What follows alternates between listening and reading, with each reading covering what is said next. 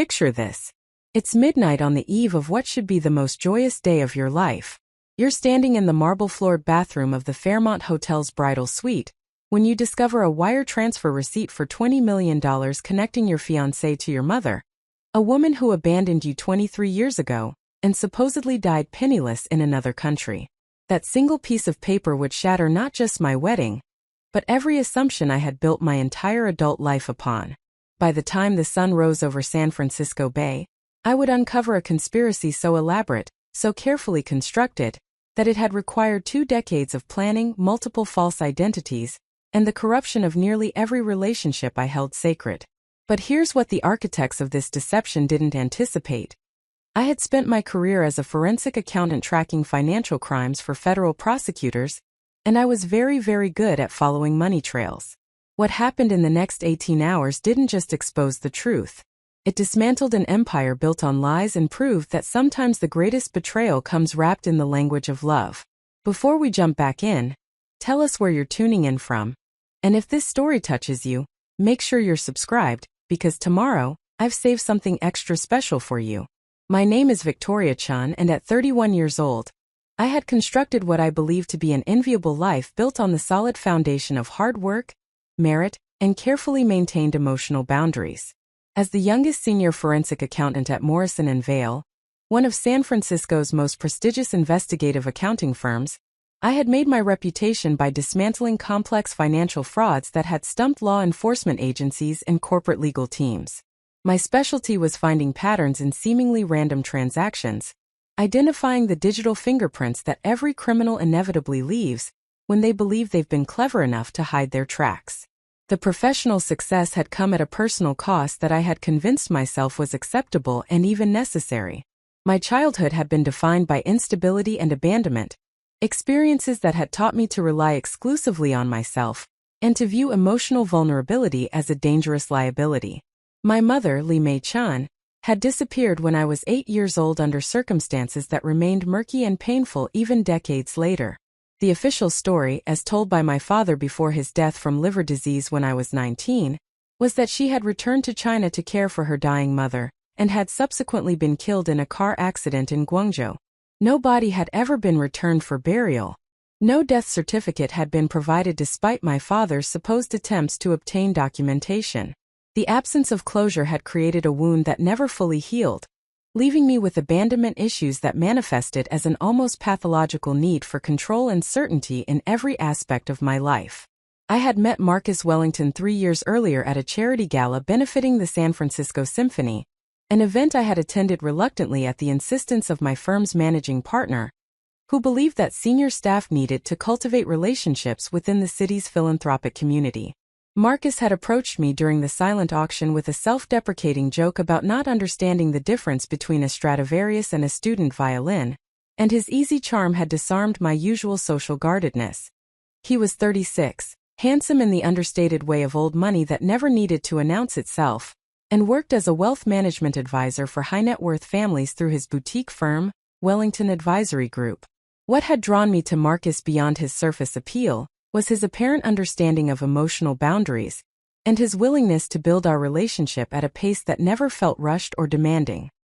He seemed content with my long working hours and occasional emotional distance. He never pressed me to discuss my childhood trauma or my feelings about my mother's abandonment.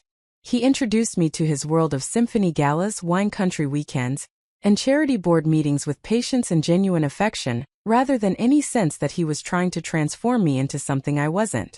After 2 years of dating, his proposal had been romantic but not ostentatious, delivered during a private dinner at Gary Danko rather than as a public spectacle designed for social media documentation. The wedding planning process had been surprisingly smooth, largely because Marcus had insisted that we hire Celeste Beaumont, San Francisco's most sought-after wedding planner, whose reputation for flawless execution justified her astronomical fees. Celeste had taken charge of every detail from venue selection to floral arrangements to catering menus, allowing me to focus on my demanding caseload while still moving toward the altar. The Fairmont Hotel had been chosen for both its historical grandeur and its location atop Nob Hill, offering panoramic views of the city and the bay that would provide a stunning backdrop for our ceremony and reception. 300 guests had been invited, representing a careful balance between Marcus's extensive network of wealthy clients and social connections, and my smaller circle of professional colleagues, and the handful of friends I had maintained despite my tendency toward emotional isolation. The evening before our wedding, I had checked into the Fairmont's bridal suite at approximately 7 o'clock, carrying the overnight bag I had meticulously packed 3 days earlier with everything I would need for the final preparations. The suite was spectacular in the way that only truly expensive hotel accommodations can be, with floor-to-ceiling windows overlooking the twinkling lights of the city, a bathroom larger than my first apartment, and furnishings that suggested refined taste rather than ostentatious luxury. Celeste had arranged for a light dinner to be delivered at 8, followed by a visit from the hair and makeup team at 9 for a trial run of my bridal styling. Marcus was staying at his Pacific Heights penthouse for the night, honoring the tradition that the groom should not see the bride before the ceremony. Everything had proceeded according to Celeste's precisely choreographed schedule until approximately 11:30, when I realized I had forgotten to pack my grandmother's jade bracelet, the single piece of jewelry from my mother's side of the family that had survived her disappearance. My paternal grandmother had kept it safe for me, and wearing it at my wedding felt important as a way of honoring the Chinese heritage I had otherwise largely disconnected from in the years since my mother's absence. The bracelet was in my apartment in the Mission District, approximately 25 minutes away by car at that time of night. Rather than calling Marcus or bothering any of my bridesmaids who were likely already asleep in their own hotel rooms, I decided to retrieve the bracelet myself. The drive through the quiet city streets felt meditative, and gave me space to process the reality that my single life was ending, and a new chapter was beginning. My apartment building was dark and silent when I arrived, and I moved through the familiar space with the ease of someone who had lived there for 6 years and knew every floorboard and light switch by muscle memory alone. The jade bracelet was exactly where I had left it, in the small Chinese lacquered box on my dresser that held the few items I had inherited from my mother. I was about to close the box when I noticed something I hadn't seen before, or perhaps had seen but never registered as significant. The lacquered box had a false bottom, visible only because one corner had become slightly unstuck, creating a minute gap that caught the light from my bedside lamp. My forensic training made me naturally curious about hidden compartments and concealed information, and I carefully pried up the false bottom to reveal what had been hidden beneath the visible layer. What I found was a single piece of paper, folded into a small square and yellowed slightly with age. The paper stock was expensive, the kind used for important legal or financial documents, and when I unfolded it with trembling fingers, I found myself staring at a wire transfer receipt dated 18 months earlier. The transfer had been for exactly $20 million, sent from an account registered to Wellington Advisory Group, and received by an account registered to something called Lotus Holdings Limited, with an address in the Cayman Islands. The transaction reference number was followed by a notation that made my blood run cold. Final payment per LC arrangement. LC Li Chun. My mother's initials. The rational part of my brain immediately generated a dozen innocent explanations for why a wire transfer receipt would be hidden in a box that had belonged to my mother. Perhaps it was unrelated to her and had been placed there by mistake. Perhaps it was connected to some legitimate business transaction that coincidentally shared her initials. Perhaps I was drawing conclusions based on pattern recognition that was more paranoid than logical. But the forensic accountant in me, the professional who had built her career on trusting her instincts about financial irregularities, knew with absolute certainty that this document was significant and that its concealment in my mother's belongings was intentional rather than coincidental. Preparing and narrating this story took us a lot of time, so if you are enjoying it, subscribe to our channel, it means a lot to us. Now back to the story. I photographed the receipt from multiple angles with my phone, ensuring that every detail was captured clearly, then carefully replaced it in its hiding place and restored the false bottom to its original position. The jade bracelet went into my pocket, but my mind was no longer focused on wedding preparations or sentimental jewelry. Instead, I was already beginning the preliminary analysis that every forensic investigation requires, mentally cataloging what I knew and what I needed to discover. Wellington Advisory Group was Marcus's firm. That much was indisputable. But Marcus had never mentioned any connection to offshore holdings or to anyone with the initials LC, and in 3 years of dating and engagement, he had been remarkably forthcoming about his business dealings and client relationships. Lotus Holdings Limited was a name I didn't recognize, but the Cayman Islands registration immediately suggested tax avoidance or asset concealment, the kind of structure used by individuals who wanted to move money without leaving trails that domestic authorities could easily follow. The amount itself, $20 million, was staggering and suggested this was not a routine business transaction, but rather something extraordinary that required extraordinary secrecy. The drive back to the Fairmont took place in a fog of racing thoughts and growing dread. I had trained myself over the years to maintain professional objectivity when investigating financial crimes, to separate the emotional impact of fraud from the analytical work of documenting it. But this was different. This was my fiancé, my future husband, the man I had trusted enough to plan a life with despite my abandonment issues and emotional guardedness.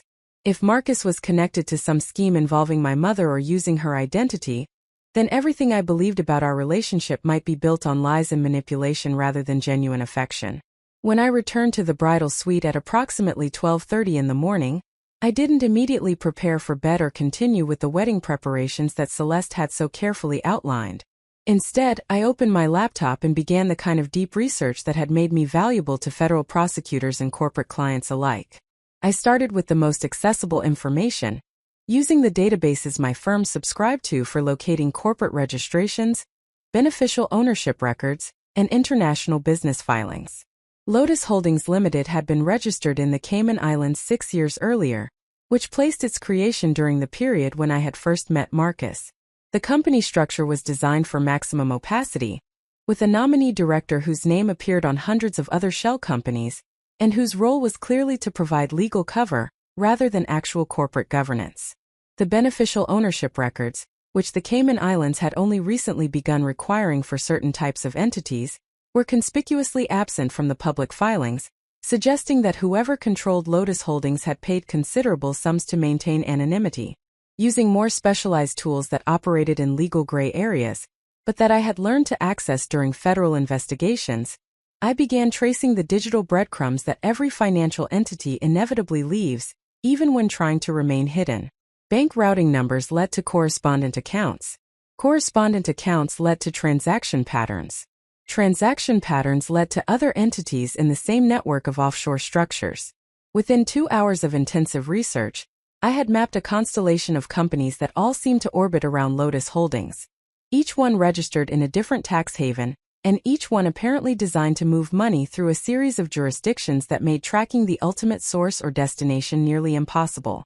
But the most disturbing discovery came when I cross-referenced the registration dates of these various entities with significant events in my own life. One company had been registered 2 weeks after my father's death. Another had been created the same month I started working at Morrison & Vail. A third appeared in the public records exactly 1 week before Marcus and I met at that symphony gala. The pattern was too precise to be coincidental and suggested that someone had been carefully monitoring my life and timing their financial activities around my personal milestones. The realization that I might have been under surveillance for years, that my relationship with Marcus might have been orchestrated rather than organic, created a sensation of nausea that I had to consciously control. I walked to the suite's bathroom and splashed cold water on my face, forcing myself to breathe deeply and maintain the analytical distance that professional investigations required. Panic would not serve me. Emotion would cloud my judgment. What I needed was more information, more evidence, more pieces of the puzzle that would either confirm my worst fears or provide an innocent explanation that would allow me to proceed with the wedding. At approximately 3 in the morning, I made a decision that would alter the trajectory of everything that followed. Rather than confronting Marcus immediately with questions he could potentially deflect or lie about, I chose to continue investigating while maintaining the appearance of normal wedding preparations. My forensic work had taught me that subjects of investigation often reveal more when they believe they remain undetected, and that premature confrontation can cause crucial evidence to disappear or be destroyed. If there was a conspiracy involving my mother and my fiancé, then I needed to understand its full scope before exposing it. I sent a carefully worded text message to my closest colleague at Morrison & Vail, a brilliant forensic analyst named James Rivera who specialized in international money laundering investigations. The message was brief and used the kind of coded language that wouldn't raise suspicions if anyone happened to see it. I told James the first had encountered an interesting case during my pre-wedding downtime, and wondered if he could run some preliminary background checks on a few corporate entities I was curious about.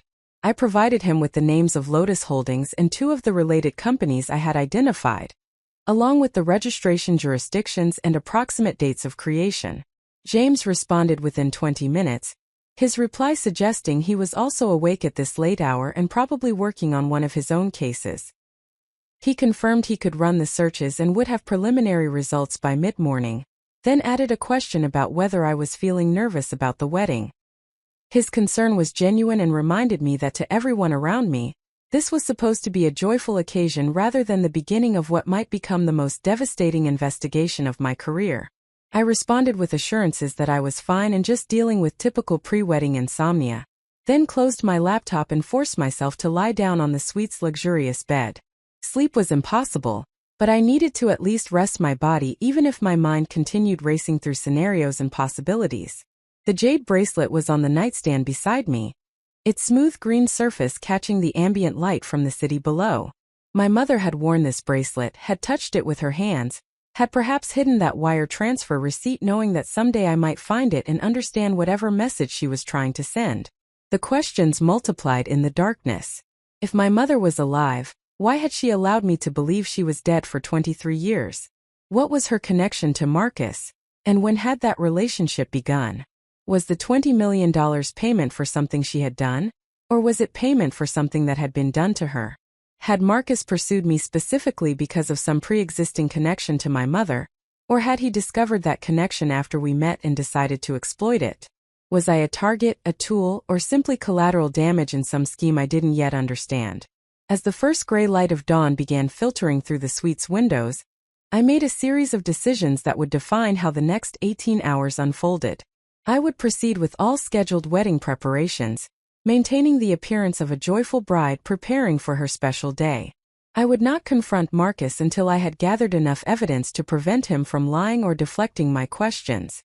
I would use every resource at my disposal, both professional and personal, to uncover the truth about my mother, my fiancé, and the $20 million that connected them.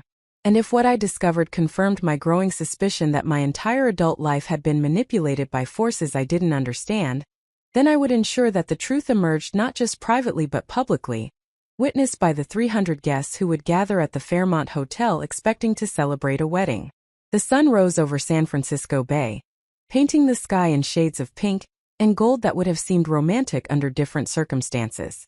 I stood at the suite's windows watching the city wake up below me, feeling the jade bracelet's weight in my palm and thinking about my mother's hands touching this same object decades earlier. Whatever secrets had been hidden from me, whatever conspiracies had been constructed around my life, they would not survive the day. I had spent my career proving that money always leaves trails, and that truth eventually surfaces no matter how deeply it's been buried. My phone buzzed with a message from Celeste Beaumont confirming that the hair and makeup team would arrive at 9 o'clock as scheduled.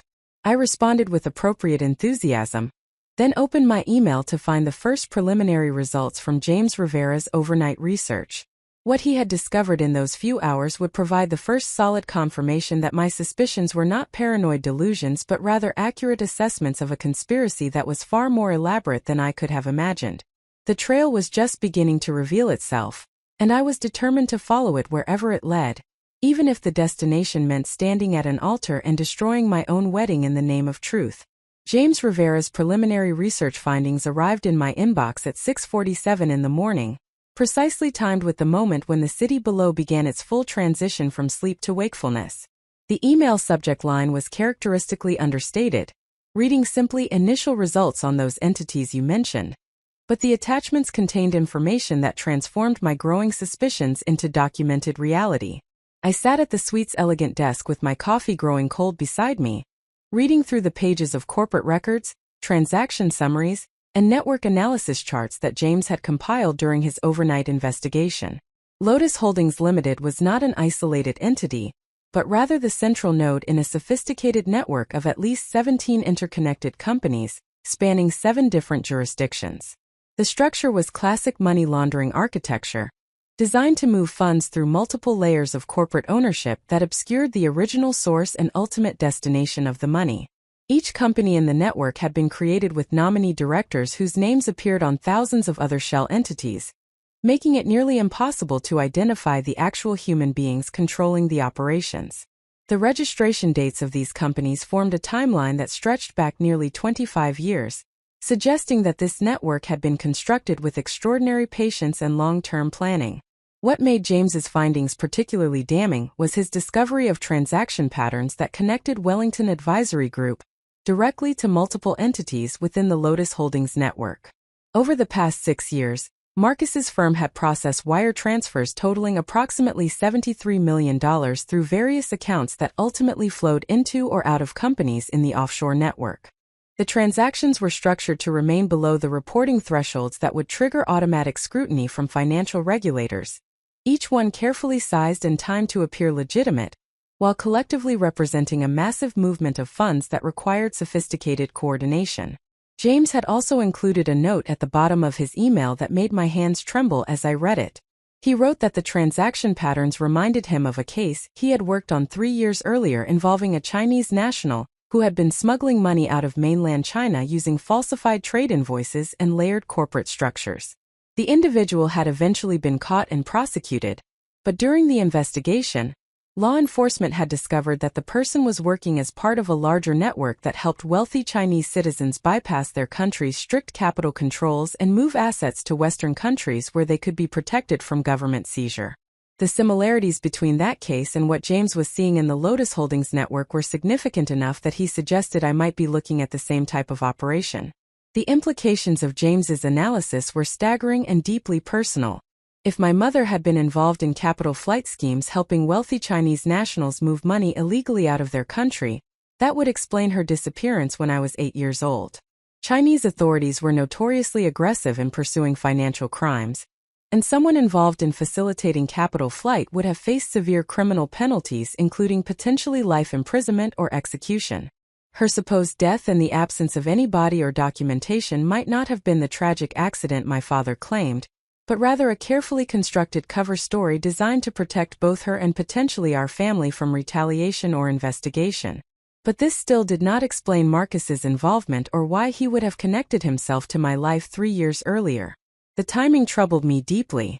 Wellington Advisory Group's first transactions with the Lotus Holdings network appeared in the records approximately 6 months before Marcus and I met at that symphony gala. Had he been assigned to cultivate a relationship with me as part of some larger scheme? Was I somehow valuable to the operation, perhaps because of my forensic accounting expertise or my position at a firm that worked closely with federal prosecutors? The thought that our entire relationship might have been constructed as an intelligence operation, rather than genuine romantic connection, created a hollowness in my chest that I had to consciously ignore in order to continue my analysis. I forwarded James's findings to my personal email account and created encrypted backups on 3 separate cloud storage services, ensuring that the evidence could not be easily destroyed if someone realized I had discovered it. Then I composed a careful response thanking James for his excellent work and asking if he could continue digging deeper into the beneficial ownership of the various entities, particularly focusing on any connections to individuals with Chinese surnames or citizenship. I phrased the request as academic curiosity about international corporate structures, rather than anything that might suggest personal stakes in the investigation. At 7:30, my phone rang with a call from Celeste Beaumont, whose cheerful voice seemed to belong to a different universe than the one I was currently inhabiting. She wanted to confirm the morning schedule and ensure I had slept well despite typical pre-wedding excitement.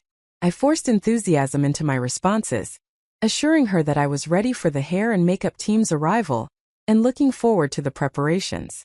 The performance felt surreal, as though I were watching myself from outside my body, observing someone play the role of happy bride while internally calculating investigative strategies and evidence preservation techniques.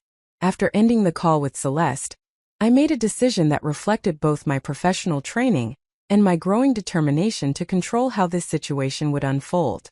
I would not wait passively for more information to arrive or hope that additional research would provide all the answers I needed. Instead, I would actively test the people around me, creating situations that would reveal whether they were complicit in whatever scheme connected my mother to my fiancé. The wedding day itself would become an investigative opportunity, with each interaction serving as a data point that would either confirm or refute my emerging theories about who knew what and when they had learned it. My first test subject would be Marcus himself, though I would need to approach the conversation with extreme care to avoid alerting him that I had discovered anything suspicious. I composed a text message that appeared casual and affectionate, while actually designed to probe for information. I wrote that I had been unable to sleep due to wedding excitement and had found myself thinking about our future together, particularly our plans for children and how we would teach them about their heritage. I specifically mentioned wanting our children to understand both their Chinese and Western backgrounds, and asked Marcus if he had given thought to how we might honor my mother's memory despite the fact that I had so few connections to that side of my family. The message was carefully calibrated to mention my mother in a context that would seem natural and sentimental, while watching to see how Marcus responded to the topic.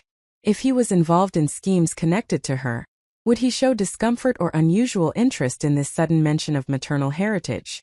Would he deflect the conversation or probe for what had prompted my late-night thoughts about my mother?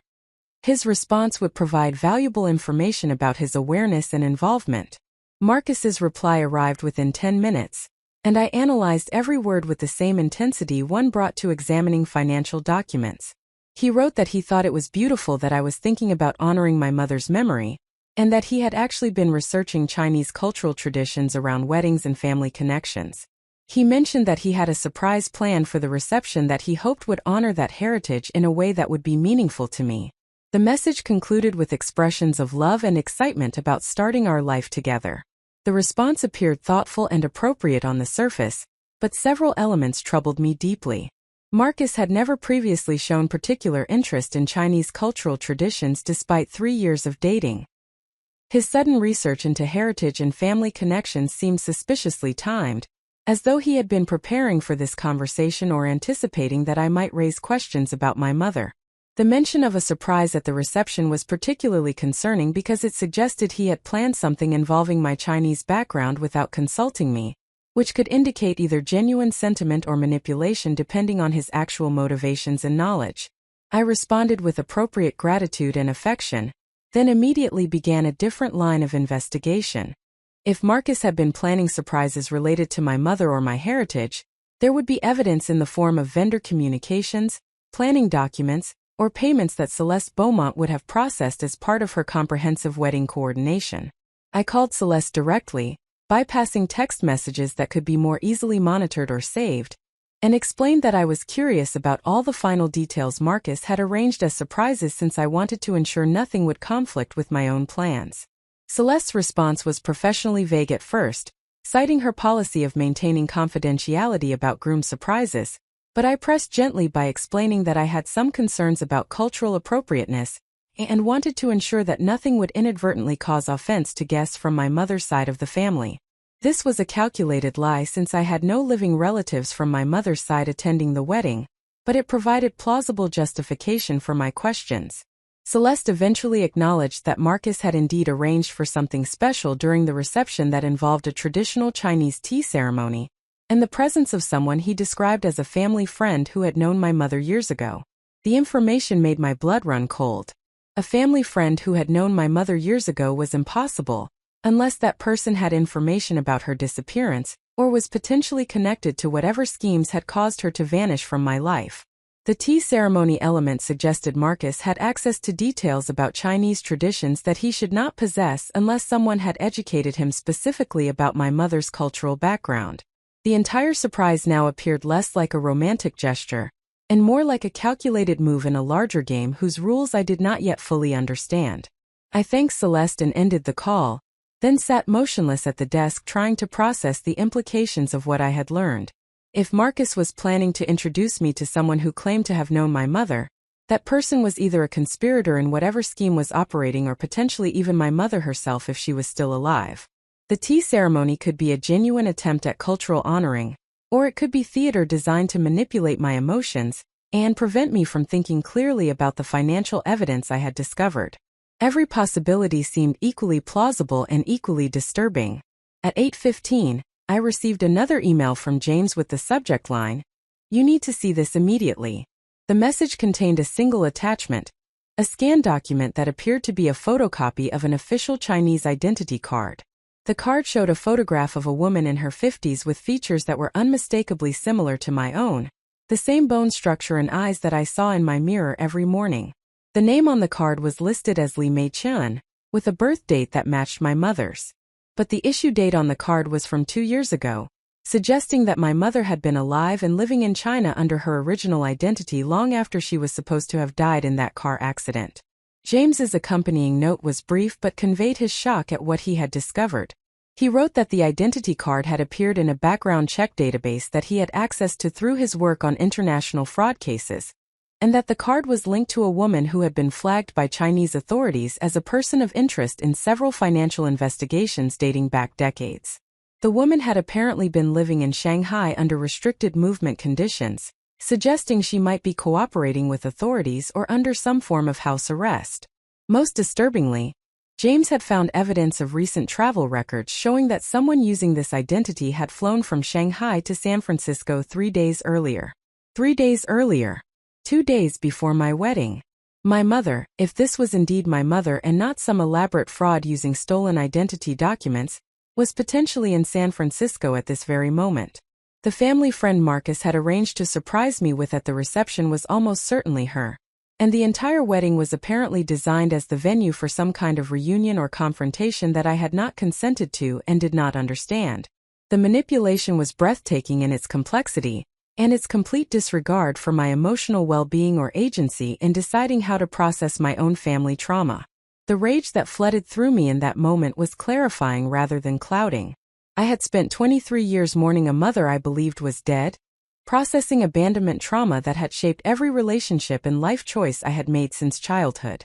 I had built protective walls around my emotions specifically to avoid the kind of vulnerability that came from trusting people who might disappear or betray me. And now I was discovering that my mother had been alive the entire time, living on another continent while I suffered through the consequences of believing she was gone forever, and that my fiancé had known about her existence and had been coordinating with her without any regard for my right to know the truth about my own family. But beneath the rage was something even more powerful, a sense of professional purpose and moral clarity that came from recognizing I was dealing with a conspiracy that could be dismantled if I approached it with the same methodical precision I brought to my forensic investigations. These people, whoever they were and whatever their motivations might be, had made a critical error in their planning. They had assumed that I would be too emotional or too overwhelmed to think clearly when confronted with my mother's return. They had not anticipated that I would discover evidence before the carefully orchestrated reveal, giving me time to prepare and strategize. They did not understand that my career had trained me to function at my best when dealing with complex frauds and conspiracies, and that I was far more dangerous to their plans as an informed investigator than as a surprised victim. I spent the next hour creating what I mentally termed my evidence preservation and revelation strategy. Every document James had sent me was backed up to multiple secure locations with instructions for automatic release to trusted parties if I did not check in at specified intervals. I drafted a detailed timeline of discoveries and suspicious circumstances, organizing the information in the same format I would use for a federal prosecutor building a criminal case. I identified the key questions that still needed answers, particularly around the purpose of the $20 million transfer and the specific role Marcus was playing in this scheme. And I made a decision that would determine how the rest of the day unfolded. Rather than canceling the wedding or confronting Marcus privately, I would allow events to proceed exactly as planned, using the ceremony and reception as opportunities to observe who knew what and how various parties responded when I demonstrated that I was aware of the deception. The 300 guests would serve as witnesses, their presence ensuring that whatever truth emerged would be public and documented, rather than something that could be easily denied or rewritten later.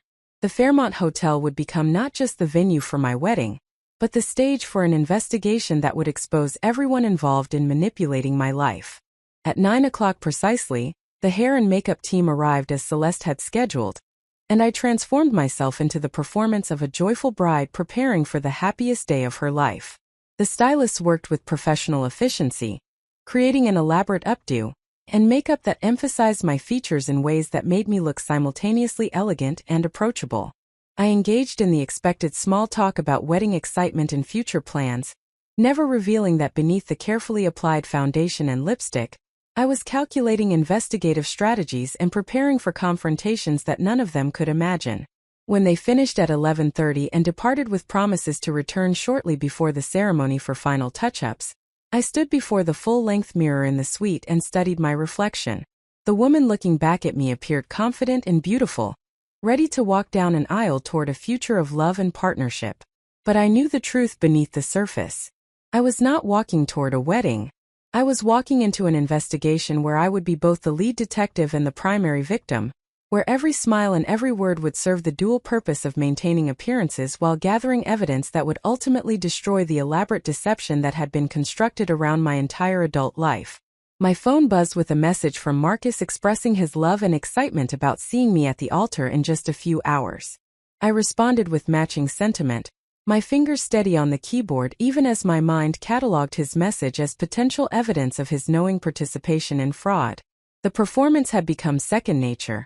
The ability to separate my emotional response from my strategic objectives, proving to be the most valuable skill my traumatic childhood and demanding career had taught me. At noon, I ordered room service lunch that I had no appetite for but forced myself to eat methodically, knowing I would need physical energy for the hours ahead. As I ate, I reviewed the timeline one more time, committing every detail to memory so that I would not need to reference notes during the confrontations to come. The ceremony was scheduled for 4 o'clock. The reception would begin at 6. The tea ceremony surprise that Marcus had planned was likely scheduled for some time during the reception, probably after the first dance but before the cake cutting based on typical event flow. That would be the moment of maximum vulnerability, when I would be expected to be overwhelmed with emotion at my mother's appearance and therefore unable to think clearly about the implications of her survival and her connection to Marcus's financial schemes. But they had miscalculated who I was and what I was capable of when confronted with complex frauds and betrayals. The forensic accountant in me was already several moves ahead, anticipating their strategies and preparing countermoves that would expose not just the immediate deception, but the entire network of lies that had supported it for decades. By the time the sun set over San Francisco Bay that evening, everyone involved in this conspiracy would understand that underestimating Victoria Chun had been their most catastrophic mistake. The afternoon stretched before me with the strange duality of moving both too quickly and too slowly, each minute bringing me closer to the moment of revelation, while simultaneously feeling like an eternity of waiting. I used the time to conduct additional research, reaching out to contacts in federal law enforcement and international banking regulation to gather information that would be crucial for understanding the full scope of what I was dealing with. Each conversation was carefully framed as theoretical inquiry or academic interest, rather than anything that might reveal I had personal stakes in the investigation, maintaining the operational security that would be essential for controlling how and when the truth emerged. By 3 o'clock, when Celeste arrived to help me into my wedding dress and conduct the final preparations before the ceremony, I had assembled a comprehensive picture of the conspiracy that connected my mother's disappearance to Marcus's financial operations. What I still did not fully understand was the motive behind the elaborate deception, or the specific reason why they had chosen this moment to reveal my mother's survival. But I was confident that the answers would emerge during the carefully orchestrated events they had planned for the reception, and I was prepared to meet whatever revelations came with the full force of my investigative skills and my hard-won emotional resilience. The wedding dress was beautiful in its simplicity, a creation of ivory silk that emphasized elegant lines rather than ornate decoration. As Celeste fastened the final buttons and adjusted the cathedral-length veil, I studied my reflection once more and saw not a bride but a warrior preparing for battle, someone who had been forged by abandonment and betrayal into something far stronger than those who had hurt her could possibly understand. They thought they were orchestrating a reunion. What they were actually creating was the conditions for their own exposure, and the beginning of justice for crimes that had remained hidden for far too long. The jade bracelet was on my wrist, a tangible connection to the mother who had abandoned me, and the grandmother who had tried to preserve something for me despite the chaos of our family's dysfunction. I touched it gently, drawing strength from the knowledge that I was not just fighting for myself but for the truth about my family's history, and for all the children who had been hurt by the selfishness and criminality of the adults who should have protected them. Celeste's voice broke through my thoughts, announcing that it was time to make our way to the ceremony location. I took one final breath of preparation, straightened my shoulders, and walked toward the door that would lead me not to a wedding but to the beginning of the most important investigation of my life. The walk from the bridal suite to the ceremony location took me through corridors of the Fairmont Hotel that had witnessed a century of San Francisco's most significant social events, and I found myself cataloging architectural details with unusual focus as a way of maintaining emotional equilibrium. The crown molding dated from the hotel's reconstruction after the 1906 earthquake. The carpet pattern had been custom designed to evoke the city's maritime heritage.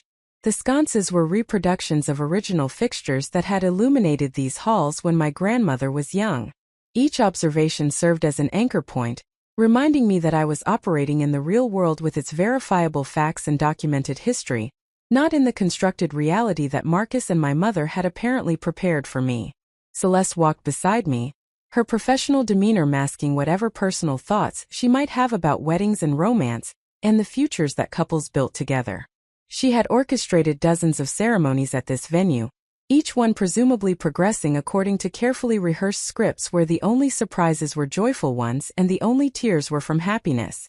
What she could not know was that the bride she was escorting toward the altar was approaching the ceremony not as a participant in her own love story, but as an investigator about to enter a crime scene where she would simultaneously serve as victim, detective, and eventual prosecutor.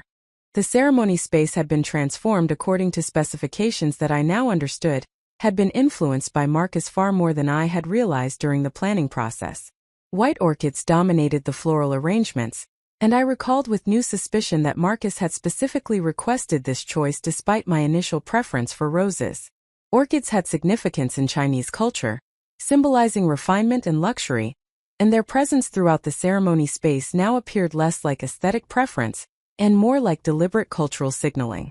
The aisle runner was embroidered with a subtle pattern that incorporated both Western and Eastern design elements, another detail that Marcus had championed, and that I had accepted without questioning his sudden interest in fusion aesthetics. The 300 guests were already seated, their faces turned expectantly toward the entrance where I would soon appear. I recognized colleagues from Morrison and Vail, clients whose cases I had worked on, neighbors from my building, and the extensive network of Marcus's professional and social connections that represented San Francisco's wealth management and philanthropic communities. Each person in those seats believed they were about to witness a celebration of love and commitment, the joining of two successful professionals who had found partnership despite demanding careers and complicated personal histories. None of them suspected they were actually attending what would become an elaborate exposure of financial crime and personal betrayal.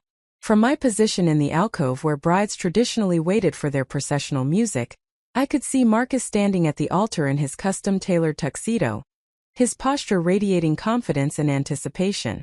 He looked exactly like a man about to marry the woman he loved, someone genuinely excited about the future they would build together. The performance was flawless, which made the underlying deception even more disturbing.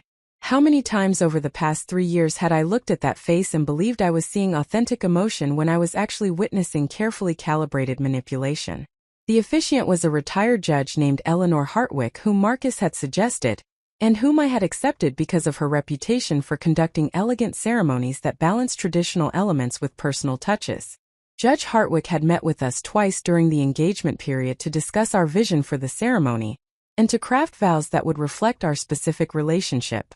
During those meetings, I had appreciated her thoughtful questions and her apparent interest in understanding who we were as a couple. Now I wondered whether those sessions had served a different purpose entirely, whether Judge Hartwick was somehow complicit in the conspiracy, or whether she was simply another unwitting participant in an elaborate performance.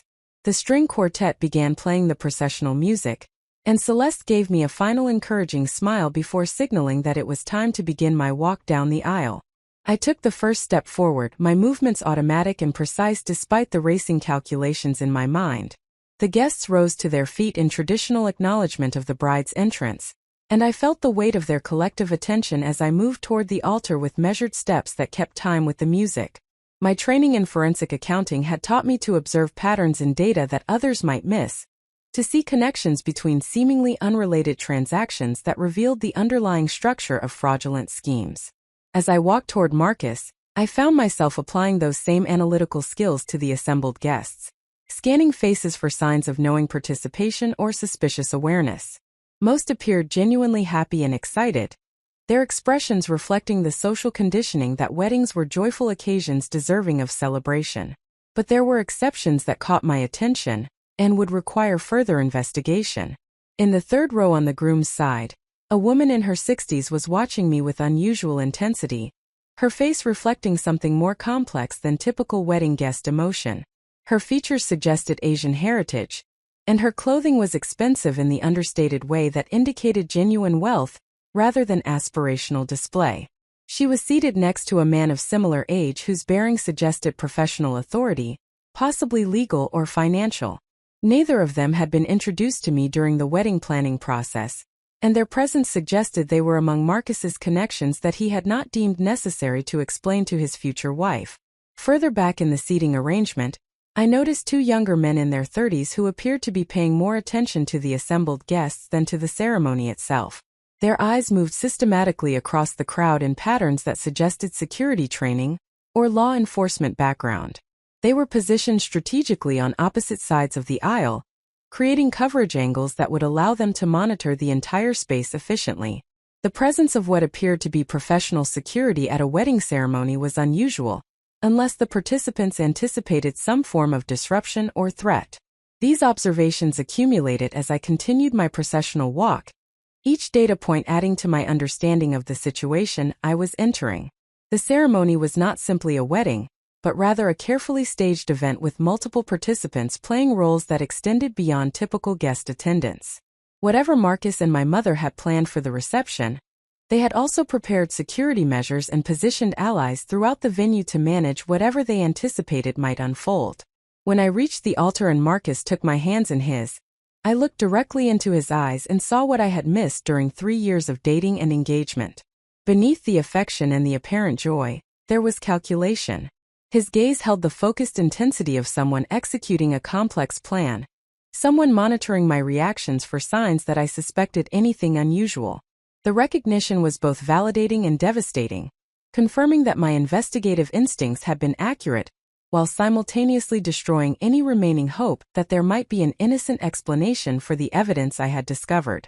Judge Hartwick began the ceremony with traditional opening words about the significance of marriage and the commitment that the assembled guests were about to witness. Her voice carried the practiced authority of someone who had presided over countless legal proceedings and social ceremonies, lending gravitas to words that had been spoken at weddings for generations. But I barely processed the content of her speech because I was focused on Marcus's hands holding mine, noting the slight dampness of his palms that suggested nervousness despite his confident exterior. The ceremony proceeded through its scripted stages with the efficiency that Celeste's planning had ensured. Judge Hartwick invited Marcus and me to share the personal vows we had prepared, and I delivered mine with appropriate emotion, while internally marveling at my own capacity for performance under extreme stress. I spoke about finding unexpected love, about learning to trust despite past trauma, about building a future together that would honor both our individual identities and our shared partnership. Every word was technically true based on what I had believed during the months when I wrote those vows, but the truth had been constructed on foundations of deception that rendered all those promises meaningless. Marcus's vows were equally polished and apparently heartfelt, speaking about his admiration for my strength and intelligence, his gratitude for my willingness to let him into my carefully guarded emotional life, his commitment to honoring my past while building our future. He mentioned specifically his intention to help me connect with my heritage in ways that would heal old wounds and create new traditions for the family we would build together. The reference to heritage and healing was clearly calculated to prepare guests for whatever surprise reveal he had planned during the reception, establishing a narrative framework that would make my mother's appearance seem like a gift rather than a manipulation. When the time came for the exchange of rings, I felt the weight of the platinum band as Marcus slipped it onto my finger, the physical manifestation of promises that I now knew were hollow.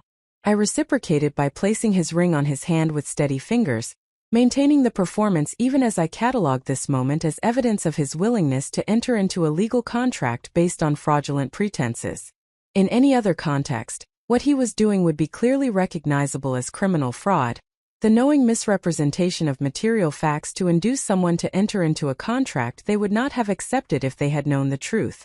Judge Hartwick pronounced us married with the traditional phrase that had united countless couples before us, and Marcus leaned forward to kiss me with what appeared to be genuine emotion, but what I now understood was carefully calibrated performance. The guests erupted in applause that filled the ceremony space with sound that seemed to come from very far away, as though I were experiencing everything through a thick pane of glass that separated me from the normal emotional reality that weddings were supposed to represent.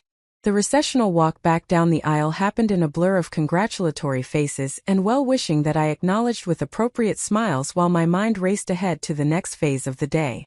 The cocktail hour would provide a brief interlude during which Marcus and I would participate in formal photography, while guests mingled and began the social interactions that wedding receptions facilitated.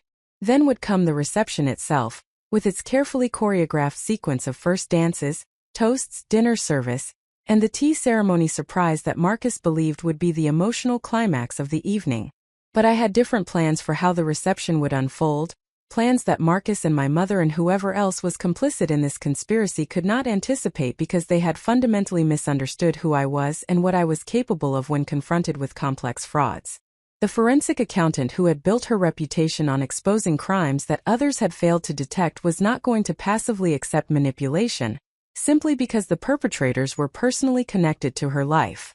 During the photography session that followed the ceremony, I maintained perfect composure while the photographer positioned Marcus and me in various romantic poses against the Fairmont's elegant architectural backgrounds.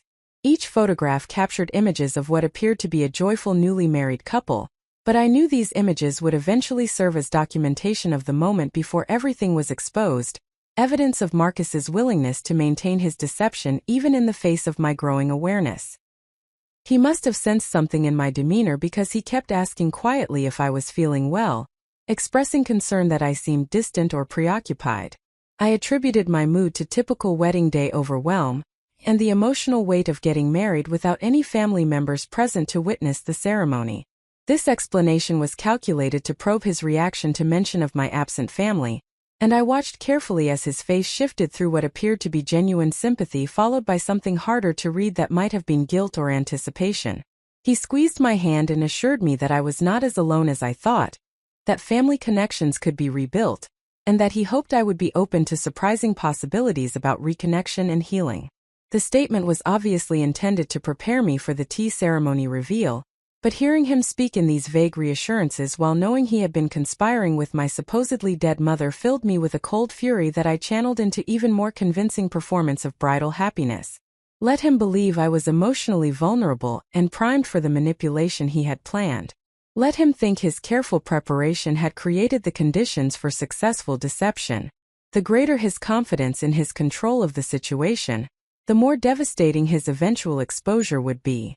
When the photography session concluded and we prepared to make our entrance into the reception venue, I excused myself briefly to use the restroom, taking the opportunity to check my phone for updates from James Rivera. His latest message contained information that fundamentally altered my understanding of the conspiracy and its motivations.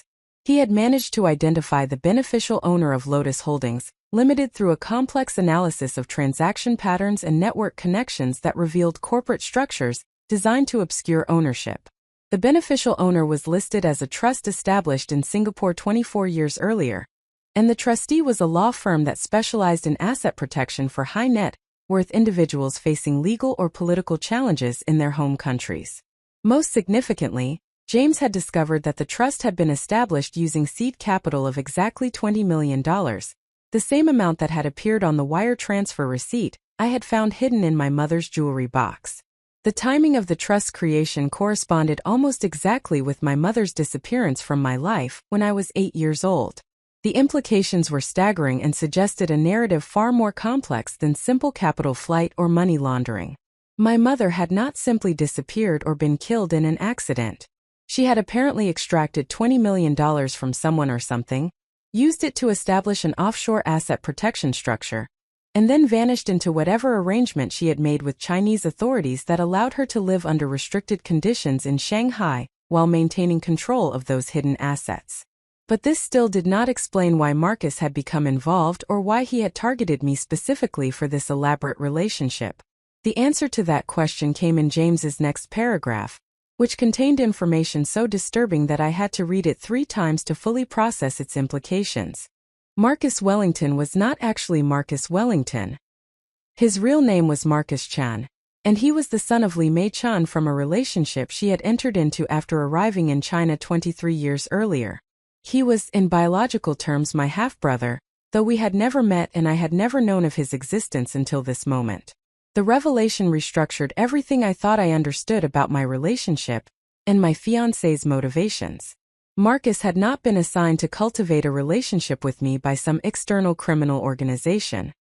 He had pursued me because I was his half-sister and because I represented a connection to assets that his mother controlled but that he apparently wanted access to or control over. The entire 3-year relationship had been constructed not as romance but as strategy, a method of positioning himself to influence or inherit the offshore wealth that my mother had accumulated through whatever means she had employed decades earlier. The marriage itself was not about love or partnership, but about legal positioning and asset access. As my husband, Marcus would have potential claims on any inheritance I might receive from my mother, and he would be positioned to influence how those assets were managed or distributed if our mother decided to transfer control or if she died while the funds remained in trust.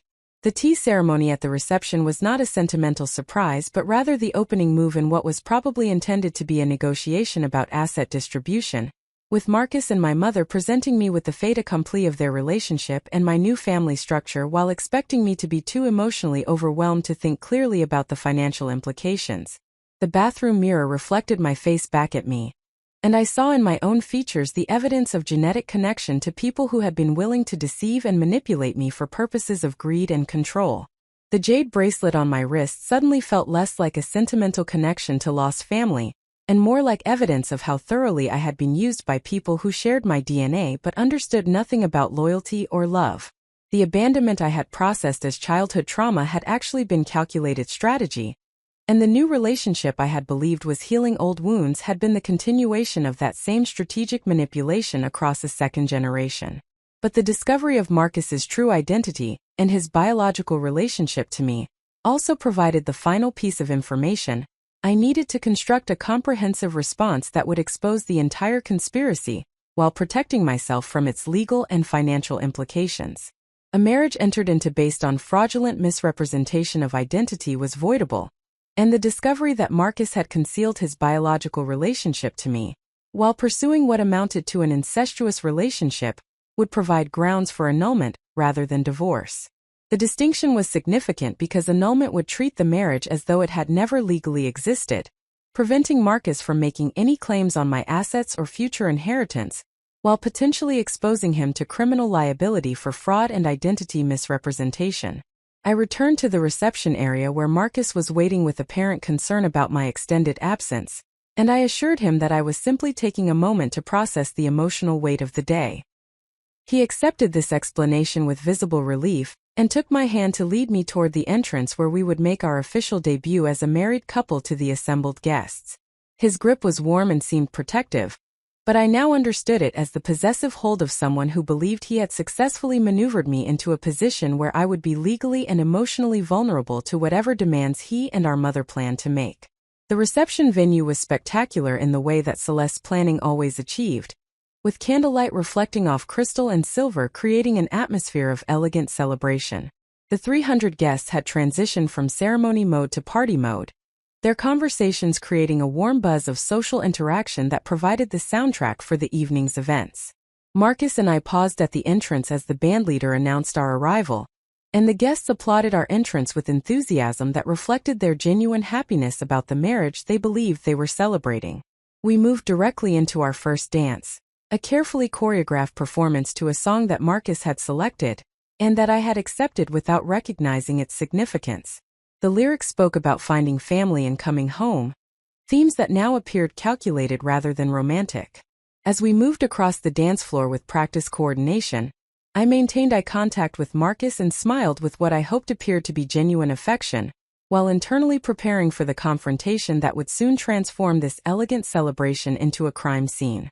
The evening's revelations were about to begin, but unlike the carefully scripted surprise that Marcus and my mother had planned, the truth that would emerge would expose them rather than manipulate me.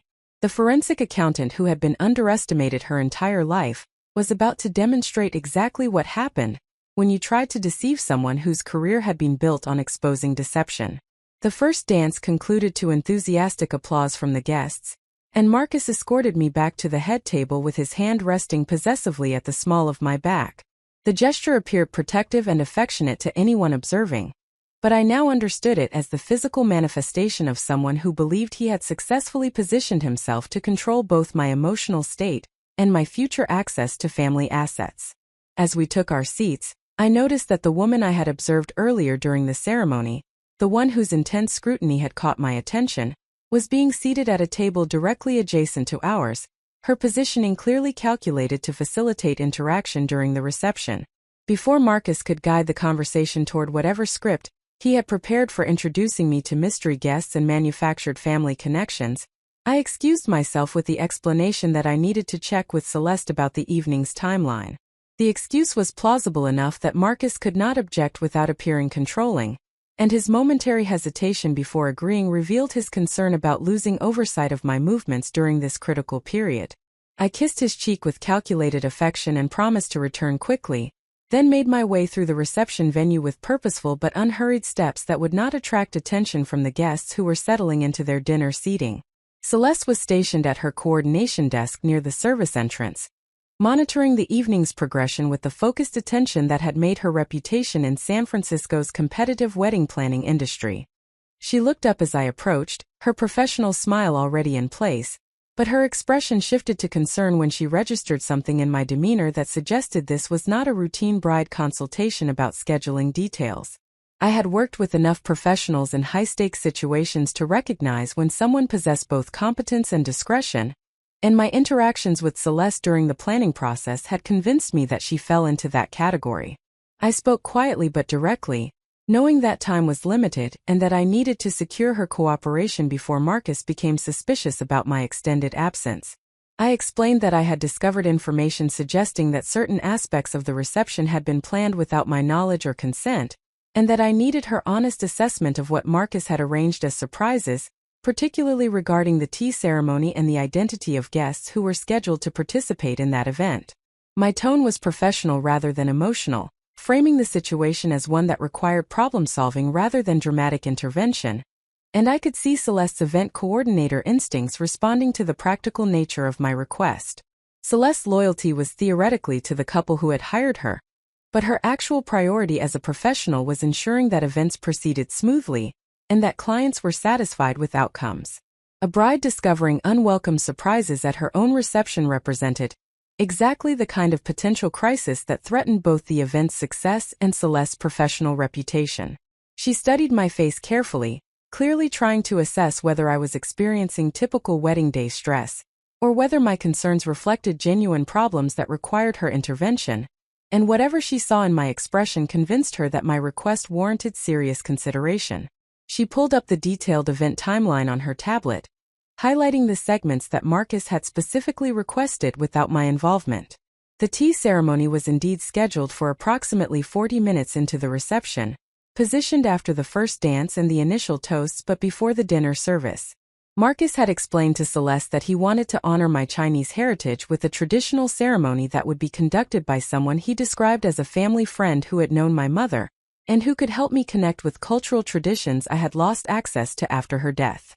The participant was identified in Celeste's notes only as special guest LC, with instructions that her presence should remain confidential until the moment of the ceremony itself. LC Li Chun, my mother, whose existence Marcus had concealed throughout our entire relationship while apparently coordinating with her to orchestrate this reception ambush.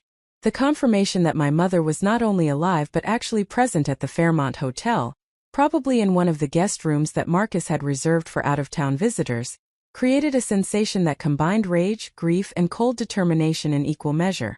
For 23 years I had mourned her loss and processed the trauma of her abandonment, and now I was discovering that she had been alive the entire time, living in China while I suffered through the consequences of believing she was dead, and that she had apparently agreed to participate in Marcus's scheme to manipulate me during what should have been one of the most significant days of my life. Celeste was watching my reaction with growing concern.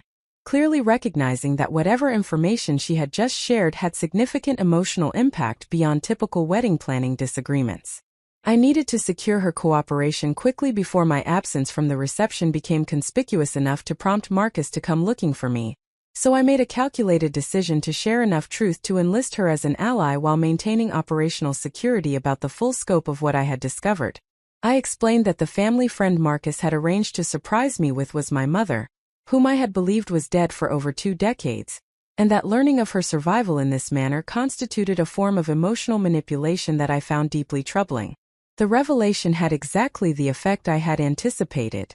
Celeste's professional composure cracked as she processed the implications of what Marcus had done, and I could see her reevaluating everything she thought she knew about the groom whose vision she had been so carefully executing. Whatever romantic narrative Marcus had sold her about honoring his bride's heritage and facilitating healing family connections was now exposed as something far more troubling, and Celeste's natural protective instincts toward her clients were clearly activated by the recognition that she had been unknowingly facilitating emotional abuse disguised as sentimental surprise. I pressed my advantage by asking Celeste whether she had noticed anything else unusual about Marcus's planning requests or about the guests he had invited without discussing their significance with me. Her loyalty had already shifted in my direction based on her horror at the tea ceremony revelation, and she began reviewing the reception details with new scrutiny, identifying several elements that now appeared suspicious in light of what I had shared. The 2 men I had noticed during the ceremony who appeared to have security or law enforcement backgrounds were indeed professional bodyguards that Marcus had hired, ostensibly to provide discreet protection for high-profile guests, but positioned in ways that suggested they were actually monitoring the event for potential disruptions. Additionally, Celeste revealed that Marcus had arranged for a videographer separate from the official wedding photographer, someone who would be capturing footage specifically of the tea ceremony and the emotional reactions that would presumably follow my mother's revelation. The existence of a dedicated videographer for this particular moment suggested that Marcus and my mother wanted documentation of my response, potentially for purposes I did not yet fully understand, but that likely related to establishing some narrative about family reconciliation that would serve their interests. The calculation involved in planning to film my emotional trauma without my knowledge or consent demonstrated a level of manipulation that transcended typical relationship deception and entered territory that could reasonably be described as psychological abuse. I asked Celeste whether she was willing to help me modify the evening schedule in ways that would disrupt Marcus's planned surprise while allowing me to control how any family revelations unfolded, and her response was immediate and unequivocal. She explained that as the event coordinator, she maintained ultimate authority over the reception timeline and could make adjustments based on her professional judgment about how to optimize the guest experience. If the bride expressed concerns about the timing or execution of certain elements, Celeste's responsibility was to accommodate those concerns in ways that protected both the client's well-being and the event's overall success. Her willingness to reposition herself as my ally, rather than as a neutral service provider executing both parties' wishes, represented a crucial shift in the balance of power at the reception. Working quickly, Celeste and I restructured the evening's timeline to postpone the tea ceremony indefinitely, while moving forward with other traditional reception elements that would maintain the appearance of normal progression. The toasts would proceed as scheduled, followed by dinner service and the other customary activities that guests would expect at a wedding reception. But the moment when my mother was supposed to make her dramatic entrance would never arrive as Marcus had planned it, leaving him increasingly uncertain about why the schedule had changed and whether I had discovered something that had prompted Celeste to intervene on my behalf. The revised timeline would also give me additional time to position my own reveal of the conspiracy, transforming the reception from Marcus's carefully orchestrated manipulation into my exposure of his fraud and identity deception. I shared with Celeste the broad outlines of what I had discovered about Marcus's true identity and his biological relationship to me, watching her face cycle through shock and disgust as she understood that the groom had entered into what amounted to an incestuous marriage based on concealment of material facts. Her horror at this revelation cemented her commitment to supporting whatever course of action I chose to pursue, and she assured me that she would provide any assistance I needed to ensure the truth emerged in ways that protected me from further harm. Before returning to the reception, I asked Celeste for one additional favor that would prove crucial for the confrontation I was planning. I requested that she arrange for the audiovisual equipment that was already in place for displaying photo montages and playing music to be prepared to show a presentation I would provide, and that this presentation capability remain available throughout the evening so that I could activate it at a moment of my choosing without needing advance notice or technical setup time. Celeste understood immediately that I was planning some form of evidence presentation that would expose whatever Marcus had been concealing, and she confirmed that the AV system would be ready whenever I needed it. As I walked back toward the head table where Marcus was waiting with poorly concealed impatience, I felt the shift in power dynamics that came from securing an ally who controlled crucial aspects of the event infrastructure. Celeste's cooperation meant that I would be able to disrupt Marcus's plans while maintaining operational control over how and when information emerged to the 300 guests, who believed they were simply attending a joyful wedding celebration. The videographer that Marcus had hired to document my emotional response to my mother's appearance would instead capture his reaction when confronted with evidence of his deception, creating a permanent record of the moment when his carefully constructed manipulation collapsed under the weight of truth. Marcus rose as I approached the table, his concern about my extended absence manifesting as questions about whether everything was proceeding smoothly with the reception coordination. I assured him that I had simply been consulting with Celeste about some timing adjustments to ensure the evening flowed well for our guests, and his visible relief at this mundane explanation confirmed that he had been worried I might be discovering something that would threaten his plans. His anxiety was well-founded, but his inability to act on those concerns without revealing his own guilty knowledge meant he had to accept my explanation and return his attention to the social performance that the reception required. The woman from the ceremony who had been watching me with such intensity was now approaching our table, clearly having received some signal from Marcus that it was time for her to introduce herself. Up close, her features confirmed my initial assessment of Asian heritage, and the quality of her jewelry suggested the kind of wealth that came from sustained success in business or finance, rather than from inheritance or marriage. She extended her hand with practiced grace and introduced herself as Helen Zhang, describing herself as a longtime friend of Marcus's family, who had been looking forward to meeting me after hearing so much about our relationship. The introduction was carefully calibrated to suggest familiarity with Marcus's background, while remaining vague enough to avoid specific claims that could be easily disproven. But I had spent my career identifying patterns in financial networks and recognizing when people were deliberately obscuring relationships or connections, and everything about Helen Zhang's demeanor suggested she was far more than a casual family friend. Her positioning at the adjacent table, her presence during the ceremony despite never having been mentioned during our engagement, and her obvious knowledge of whatever plan Marcus and my mother had constructed all indicated that she was a key participant in the conspiracy rather than an innocent guest. I responded to her introduction with polite warmth while internally cataloging her as someone who would need to be investigated and potentially exposed along with Marcus and my mother.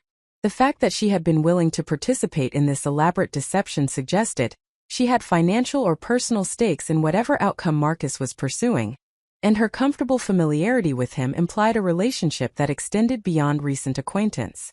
I made mental notes about her appearance, her jewelry, her speech patterns, anything that might provide leads for later investigation once I had access to my full research capabilities beyond what I could accomplish discreetly during the reception. Helen asked questions that appeared to be typical getting-to-know-you conversation, but that were actually probes designed to assess my emotional state and my awareness of the evening's planned surprises.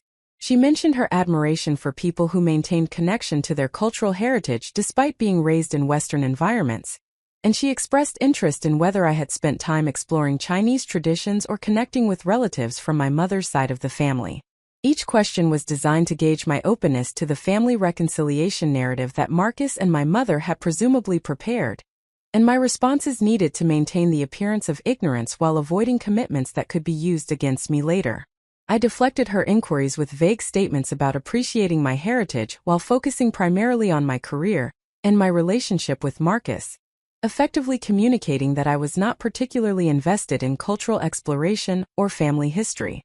This positioning was strategic because it would make my eventual reveal of the conspiracy even more dramatic for the assembled guests. If I appeared to be someone who was not actively seeking family reconnection, then the disclosure that Marcus and my mother had been coordinating behind my back to force such reconnection would seem even more manipulative and inappropriate. The conversation with Helen was interrupted by the arrival of the first course of dinner, and she returned to her table with expressions of how much she looked forward to speaking with me more throughout the evening. Marcus watched her departure with satisfaction that suggested he believed the preliminary introduction had gone well, and that I was being successfully positioned for the emotional manipulation that the tea ceremony would deliver. His misreading of the situation was understandable given that I had maintained perfect composure throughout the interaction, but it also demonstrated how thoroughly he had underestimated my capacity to recognize deception and maintain strategic control, even in emotionally charged situations. As dinner service proceeded and guests engaged in the social conversations that wedding receptions facilitated, I observed the various participants in Marcus's conspiracy and began constructing the framework for how I would expose them. Helen Zhang was clearly a key player whose role needed to be identified. The security personnel Marcus had positioned throughout the venue represented potential obstacles if they decided to intervene when I began presenting evidence. The videographer capturing footage for Marcus's purposes could be repurposed to document my revelation instead. Each element of Marcus's careful planning could be turned against him if I approached the situation with sufficient strategic thinking and willingness to act decisively when the moment came. My phone buzzed with another update from James Rivera, who had been continuing his investigation throughout the afternoon and evening despite the late hour. His message contained information that provided the final crucial context I needed to understand the full scope of the conspiracy and its implications. The $20 million that had seeded the offshore trust controlled by my mother had not come from legitimate business activities or from capital flight assistance for wealthy Chinese nationals. Instead, James had traced the funds back to a corporate embezzlement scheme that had been perpetrated against a major Hong Kong manufacturing company in the late 1990s, when my mother had been working as an accountant for the firm's San Francisco subsidiary. The embezzlement had apparently been sophisticated enough to remain undetected for several years, allowing my mother to extract funds gradually through falsified invoices and manipulated wire transfers before the scheme was eventually discovered by auditors. By the time the fraud was identified, my mother had already disappeared with the stolen funds, using her knowledge of international corporate structures to create the offshore trust that would protect the money from recovery efforts. The Hong Kong company had pursued criminal charges and civil recovery actions, but my mother's disappearance and the complexity of the offshore structures had prevented successful prosecution or asset seizure. James's research revealed that my mother had eventually been located by Chinese authorities approximately 15 years ago, but rather than prosecuting her for the embezzlement, the authorities had apparently struck some form of agreement that allowed her to remain in China under supervised conditions in exchange for cooperation with investigations into international financial crimes. The restricted movement and monitoring that had kept her in Shanghai for the past decade and a half represented not house arrest in the traditional criminal sense, but rather the terms of an ongoing cooperation agreement that gave her limited freedom in exchange for information and assistance with other cases. Most significantly for understanding Marcus's motivations, James had discovered that my mother's cooperation agreement with Chinese authorities included provisions about asset distribution upon her death. The $20 million in the offshore trust could not be seized by Chinese authorities based on the jurisdictional protections of the trust structure, but the trust documents apparently specified that upon my mother's death, control of the assets would pass to her legitimate heirs. As her acknowledged daughter from her marriage to my father, I would presumably be entitled to inherit those funds, but Marcus, as the son from a subsequent relationship that had never been legally formalized, would have no automatic claim unless he could establish himself as a recognized heir through legal channels. The implications were immediately clear and explained everything about Marcus's 3-year campaign to position himself in my life. By marrying me, he was not just establishing himself as my husband with potential spousal claims on my assets. He was also creating a legal relationship that would give him standing to contest any inheritance distribution and argue for his inclusion as a family member entitled to share in my mother's estate.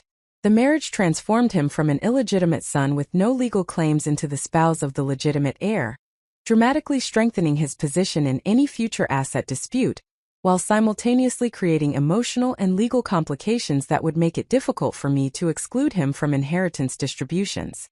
The tea ceremony surprise was not primarily about emotional reunion or cultural heritage. It was about establishing in front of 300 witnesses that Marcus, and I had knowingly embraced our family connection and had celebrated that relationship through traditional Chinese ceremony. The videographer was not just capturing sentiment, but creating evidence that could be used in future legal proceedings to argue that I had accepted Marcus as family and had participated in ceremonies that recognized our biological relationship. Every element of Marcus's plan was designed to serve legal purposes related to inheritance positioning, while being disguised as romantic gesture and cultural celebration. Understanding the financial motivations behind the conspiracy provided me with the clarity I needed to construct my response. This was not complicated family drama or misguided attempts at reconciliation. This was calculated fraud perpetrated for purposes of financial gain. And it could be addressed using the same forensic accounting and legal frameworks that I employed in my professional work exposing corporate crimes. The evidence I had gathered would not just embarrass Marcus or expose his deceptions. It would potentially subject him to criminal liability for identity fraud, conspiracy to commit fraud, and entering into a marriage based on material misrepresentations that would constitute grounds for annulment. As dinner concluded and guests began the social mingling that preceded the evening's remaining formal events, I made eye contact with Celeste across the reception venue and gave her the subtle signal we had agreed upon, indicating that I was ready to proceed with my planned revelation. She nodded almost imperceptibly and began making her way toward the AV control station, where she would prepare the system to display the presentation I was about to provide. The moment of truth was approaching, and every participant in Marcus's conspiracy was about to discover that underestimating Victoria Chun had been their most catastrophic miscalculation.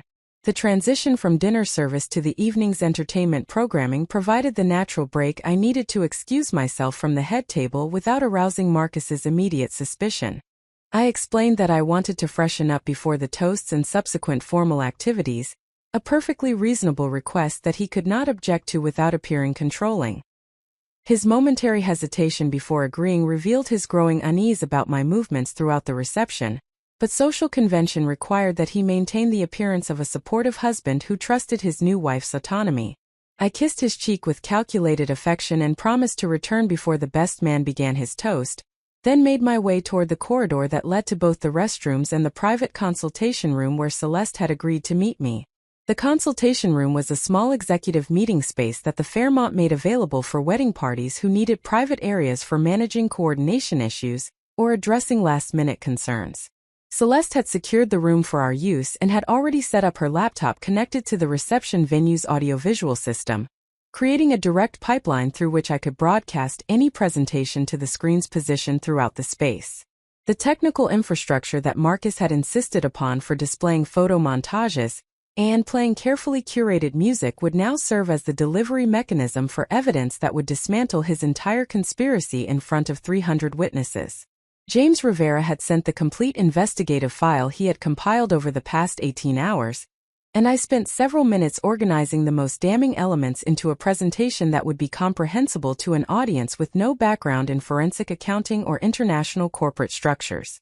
The challenge was translating complex financial networks and offshore trust arrangements into narrative form that would clearly communicate the fraud, while maintaining sufficient detail to prevent dismissal as misunderstanding or overreaction.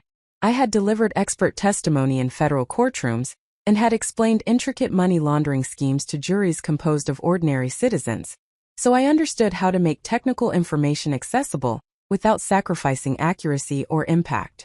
The presentation began with the wire transfer receipt I had discovered hidden in my mother's jewelry box, the document that had initiated this entire investigation. I scanned the receipt at high resolution and positioned it as the opening image, allowing the audience to see the $20 million transfer between Wellington Advisory Group and Lotus Holdings Limited along with the notation referencing LC arrangement. This single document established the connection between Marcus's firm and my mother's initials while raising immediate questions about why such a substantial transaction would be hidden in my possessions and what relationship it had to our impending marriage. The second section of the presentation traced the corporate network surrounding Lotus Holdings, displaying the 17 interconnected entities that James had identified across 7 different jurisdictions. I used network visualization software to create a diagram that showed the relationships between these companies, with each connection representing documented financial transactions that moved funds through the layered structure. The visual representation made the sophisticated architecture obvious, even to viewers without financial expertise, demonstrating that this was not legitimate business activity, but rather carefully constructed infrastructure, designed to obscure money movement and beneficial ownership.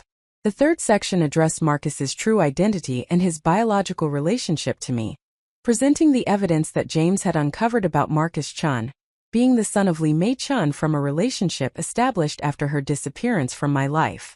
I included documentation of Marcus's name change from Chen to Wellington, which had occurred approximately 5 years earlier through a legal process in New York that required minimal justification or background investigation. The timing of the name change corresponded with his establishment of Wellington Advisory Group and his entry into San Francisco's wealth management industry, suggesting that the identity modification had been strategic positioning rather than personal preference. This section would be the most shocking for the assembled guests, many of whom had known Marcus through his professional activities and social connections without any awareness that his identity was constructed rather than authentic. The revelation that the groom had concealed his biological relationship to the bride, while pursuing what amounted to an incestuous marriage, would transform their understanding of the ceremony they had just witnessed and the reception they were currently attending. The legal implications of entering into marriage while concealing material facts about identity and family relationship would be immediately apparent to anyone with basic understanding of contract law and fraud. The fourth section presented the evidence about my mother's embezzlement history and her cooperation agreement with Chinese authorities, contextualizing why she had disappeared from my life, and explaining the financial motivations behind the current conspiracy. I included documentation of the Hong Kong manufacturing company fraud from the late 1990s, showing the pattern of falsified invoices and manipulated wire transfers that had allowed my mother to extract $20 million before her scheme was discovered. The presentation explained how she had used offshore trust structures to protect the stolen funds from recovery efforts, and how her eventual agreement with Chinese authorities had allowed her to remain in Shanghai under supervised conditions, rather than facing extradition and prosecution. This contextual information was crucial because it demonstrated that the conspiracy was not primarily about family reconciliation or cultural heritage, but rather about financial positioning, related to inheritance of stolen assets. The assembled guests needed to understand that Marcus's 3-year campaign to cultivate a relationship with me had been motivated by his desire to establish legal claims on the offshore trust that his mother controlled, and that the marriage itself was a strategic maneuver designed to strengthen his inheritance positioning, while weakening my ability to exclude him from asset distribution. The final section of the presentation addressed the tea ceremony surprise that Marcus and my mother had planned for the reception, revealing the existence of the videographer hired to document my emotional response and the positioning of security personnel throughout the venue. I included screenshots of the coordination emails between Marcus and Celeste that James had obtained through his investigative access to various databases, showing how Marcus had specifically requested that my mother's presence remain secret until the moment of reveal, and how he had emphasized the importance of capturing genuine reaction footage that could serve as evidence of family acceptance and reconciliation. This disclosure would expose the manipulative nature of what Marcus had framed as a romantic gesture honoring my heritage, demonstrating that every element had been calculated to serve legal and financial purposes, rather than genuine emotional connection. The fact that Marcus had been willing to orchestrate an ambush reunion with my supposedly dead mother on our wedding day, without any consideration for my emotional well-being or my right to process such information privately, would reveal his true character to everyone present. As I finalized the presentation and prepared to return to the reception venue where Marcus would be growing increasingly anxious about my extended absence, Celeste knocked softly on the consultation room door and entered with information that added another dimension to the evening's revelations. She had been approached by Helen Zhang during my absence, with Helen asking pointed questions about whether the tea ceremony was still scheduled to proceed as Marcus had planned. Helen's anxiety about the timeline disruption suggested she had significant stakes in ensuring the surprise unfolded according to the original script, and her willingness to probe Celeste for information revealed her role as active participant rather than innocent guest. Celeste had deflected Helen's questions with professional vagueness about timeline adjustments and bride preferences, but the interaction had prompted her to investigate Helen's background more thoroughly, using the guest list information and the limited research tools available on her phone. What she discovered was that Helen Zhang was not simply a family friend, but rather a corporate attorney specializing in international trust and estate matters, with particular expertise in cross-border inheritance disputes and beneficial ownership litigation. Her presence at the wedding and her obvious coordination with Marcus suggested she had been retained to provide legal support for whatever inheritance contest Marcus was planning to initiate once his marriage to me was formalized and my mother's family reconciliation narrative was established through the tea ceremony documentation.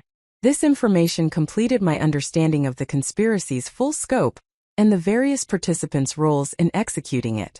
Marcus was the primary architect pursuing his financial interests in his mother's stolen assets.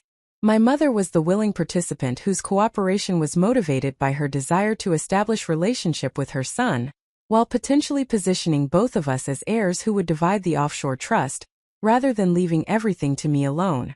Helen Zhang was the legal strategist whose expertise would be deployed in future inheritance litigation, to argue that Marcus's marriage to me created family relationships that entitled him to share in any distribution of my mother's estate. The conspiracy demonstrated sophisticated planning across multiple domains including personal relationship cultivation, legal positioning, emotional manipulation, and evidence creation for future litigation. The fact that Marcus had been willing to invest 3 years in building a romantic relationship specifically to serve these instrumental purposes revealed a level of calculation and ruthlessness that transcended typical family dysfunction or financial disagreement. This was predatory behavior disguised as courtship, fraud disguised as romance, and abuse disguised as heritage celebration. I thank Celeste for the additional information about Helen Zhang, and confirmed that the presentation was ready for broadcast whenever I determined the moment was optimal. The timing would be crucial because I wanted maximum impact with minimal opportunity for Marcus or his co-conspirators to interrupt or attempt damage control before the evidence was fully presented. The best man's toast was scheduled to occur in approximately 15 minutes, followed by toasts from my maid of honor, and then open floor for any guests who wished to offer congratulations or share stories. I would allow those traditional elements to proceed normally, maintaining the appearance of a typical wedding reception while positioning my reveal to occur during the open toast period when I could legitimately request the microphone for my own remarks. This timing would ensure that the formal toasts created a contrast between the joyful family celebration that guests expected and the devastating truth I would deliver. The best man's speech would undoubtedly include stories about Marcus's character and personality that were based on the false identity he had constructed, and my maid of honor would share memories of our friendship that had been compromised by her unknowing participation in celebrating a fraudulent marriage. These preceding toasts would establish the baseline of normalcy against which my revelation would appear even more shocking and consequential. Before returning to the reception, I took a moment to center myself emotionally and prepare for the performance that the next hour would require. I would need to maintain composure through the toasts while internally preparing for the confrontation that would follow my evidence presentation. Marcus would almost certainly attempt to deny or minimize the accusations, and my mother might make her appearance in an effort to control the narrative or present alternative explanations for the documented facts. Helen Zhang would likely intervene from a legal perspective, possibly attempting to argue that I was defaming her clients or violating privacy expectations by sharing confidential information. But I had spent my career confronting people who had committed financial crimes and who attempted to use various tactics to avoid accountability for their actions. I knew how to maintain factual precision under pressure, how to distinguish between documented evidence and speculative interpretation, and how to prevent manipulation tactics from derailing the presentation of truth.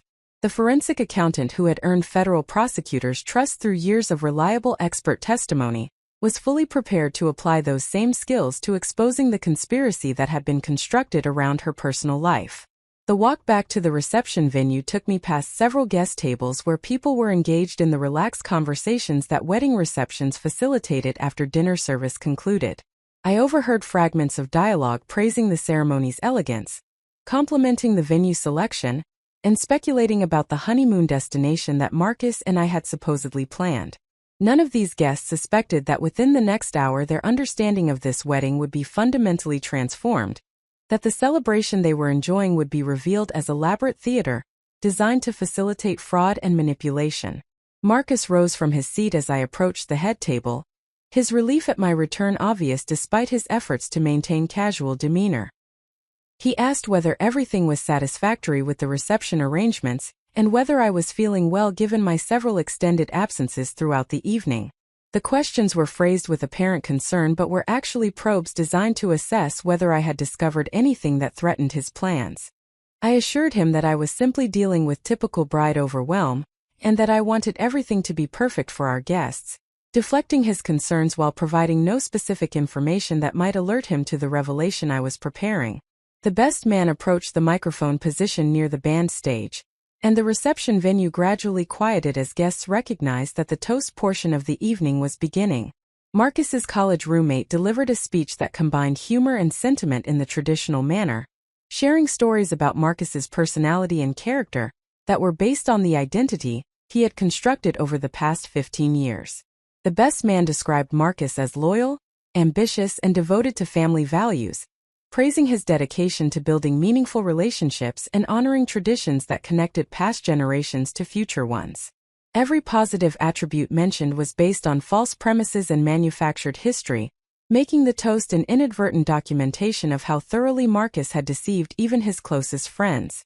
My maid of honor followed with her own speech, speaking about our friendship since college, and her happiness at seeing me find a partner who appreciated my strengths while supporting my emotional growth. She mentioned my difficulty with trust and vulnerability given my childhood abandonment experiences, and she celebrated Marcus's patience in helping me overcome those barriers to build a healthy relationship. The irony of praising Marcus for healing trauma that he had actually been exploiting for financial purposes was almost too painful to bear, but I maintained my composure and smiled appropriately while internally counting down the minutes until I would reveal the truth that would recontextualize everything these well-meaning friends believed about my relationship. When the formal toast concluded and the bandleader invited any other guests who wished to offer congratulations to approach the microphone, I rose from my seat with the smooth confidence that came from years of delivering presentations in high-stakes professional environments. Marcus's surprise at my initiative was evident, but he could not object without appearing to restrict my autonomy in front of 300 witnesses.